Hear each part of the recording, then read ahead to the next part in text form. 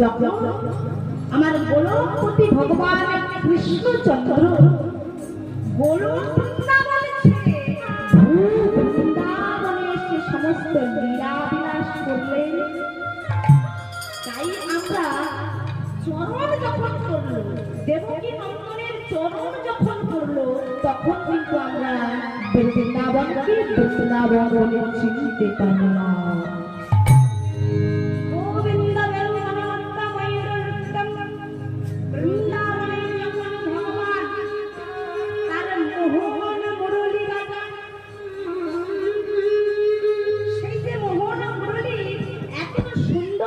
মাধুর্যতা, সেই মোহন মুরলীর মাধুর্যতা শুনে কি কি রিয়াকশন হয়, তার পরিণতি, তার প্রতিক্রিয়া কি হয় জানেন? গোবিন্দ বেণুমত্ত ময়ূর নৃত্যম